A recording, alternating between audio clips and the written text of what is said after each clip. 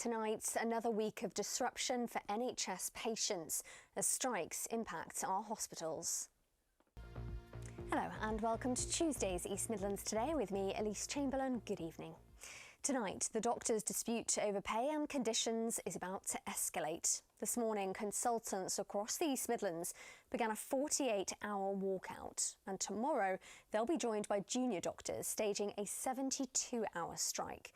Well, meanwhile, the government is talking tough, proposing changing the law to guarantee minimum NHS staffing levels during walkouts. Patients, of course, remain caught in the middle. Our health correspondent Rob Sissons has this report. Rob said in his report this ongoing strike is impacting patients, and we're keen to hear from you if you've been affected by it. You can get in touch with us by emailing emt@bbc.co.uk. Please let us know your story, or you can also contact us via our social media pages. The details are on the screen now. Next tonight, it's the last day of trading for 8 Wilko stores in our region. The Worksop-based retailer went into administration last month, and despite attempts for a rescue deal, no buyer was found. Our reporter Emma Snows spent the day at the Wilko's in Clifton, where at 6 o'clock this evening it closed its doors for the final time. Emma joins me in the studio now. Emma, a really emotional day for the staff there. And so we know that 8 of our Wilko's closed today. What about the rest of them? Do we know when they're shutting?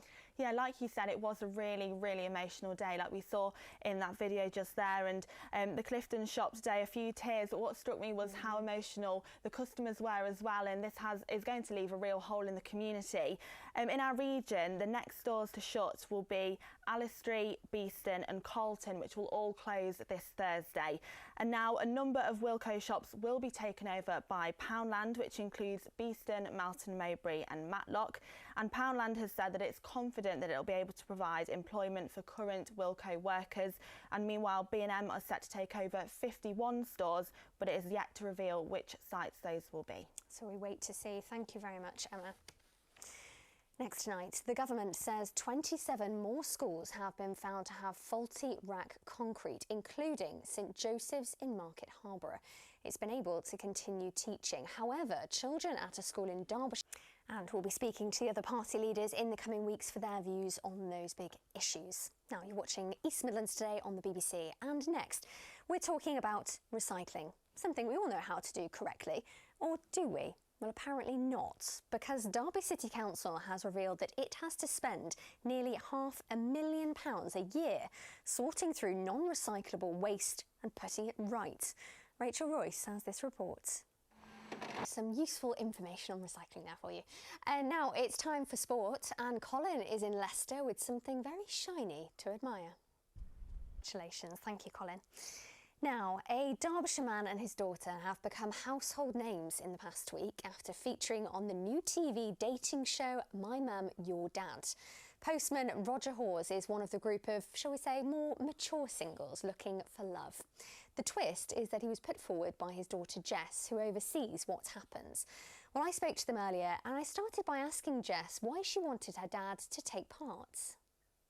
And Roger, I know you can't tell us exactly what's happened on the programme, but you know, we've seen you getting to know a couple of people. I hope I don't embarrass you now, but you have become something of a heartthrob. Did you expect that kind of reaction, and how has that been to deal with? Roger, you know, this is all about sort of starting to look. If there's anyone else out there who's thinking, you know, they don't really know where to start, what sort of advice would you have for people, for maybe other widowers in this situation? Definitely would not have been that elegant. I would have been crash landing. It's the first time I've seen that. That was brilliant. Yeah, we've had a lot of grey sky today, as you say. But before we get on to that... Maybe not skydiving weather tomorrow, though, is it, without rain, Kay? Thank you. Well, that's all from me for now. I'll be back later with East Midlands Today, just after 10:30. Hope you can join me then. Bye for now.